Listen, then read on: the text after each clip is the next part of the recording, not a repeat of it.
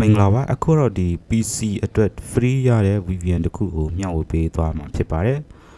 ဆိုတော့အရင်ဆုံးကျွန်တော်ဒီကိုယ့်ရဲ့ camera ထဲမှာရှိတဲ့ browser တစ်ခုခုကိုဖွင့်လိုက်မယ်ပြီးရင်တော့ဒီ Google ကိုသွားမယ် Google ရဲ့ search မှာကျွန်တော်တို့ကဒီ VPN for PC ဆိုပြီးတော့ရိုက်ရှာလိုက်ပါဒါဆိုတော့ဒီအပေါ်ဆုံးက link မှာဖြစ်တဲ့ဒီ VPN ဆိုတဲ့ဒီ website ထဲကိုကျွန်တော်တို့နှိပ်ပြီးတော့ဝင်လိုက်ပါမယ်ဒီစာမျက်နှာတက်လာပြီဆိုရင်ကျွန်တော်တို့ကဒီမှာဒီ download free Windows VPN for PC ဆိုပြီးရှိတယ်ဒီအောက်မှာကျွန်တော်တို့ကဒီအဝါရောင် button လေးနဲ့ပေါ့နော်ဒီ download free VPN ဆိုတာလေးကိုကျွန်တော်တို့နှိပ်ပြီးတော့ download လုပ်ပေးရမှာဖြစ်ပါတယ်ပြီးတော့ဒီမှာကျွန်တော် start download ဆိုပြီးတော့နှိပ်ပေးလိုက်မယ်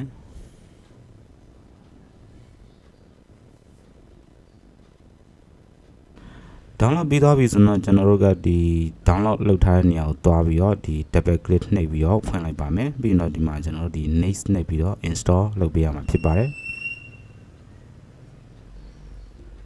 install ပြီးသွားပြီဆိုတော့ဒီကျွန်တော်တို့ဒီ run VPN လုပ်ပြီးတော့ကျွန်တော်တို့ finish ကိုနှိပ်လို့ရပါတယ်ဒါဆိုတော့ဒီ VPN ကကျွန်တော်တို့ပွင့်လာမှာဖြစ်ပါတယ်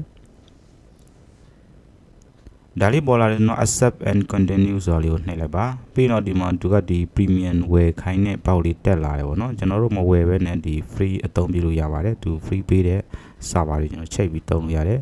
ဒါဆိုတော့ကျွန်တော်အပေါ်ကဒီမြားလေးကိုနှိပ်ပြီးတော့ကြော်လိုက်ပါမယ်ဒါပြီးတော့ဒီမှာကျွန်တော်တို့ဒီချိန်ချင်တဲ့ location ကိုရွေးပြီးတော့ connect လုပ်လို့ရပါတယ်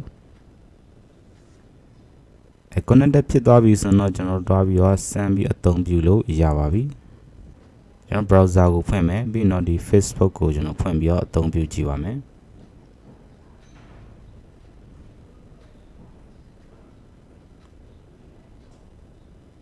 ဒါဆိုတော့ကျွန်တော်ဒီမှာ Facebook အသုံးပြုလို့ရပါပြီအားလုံးပဲကျေးဇူးအများကြီးတင်ပါတယ်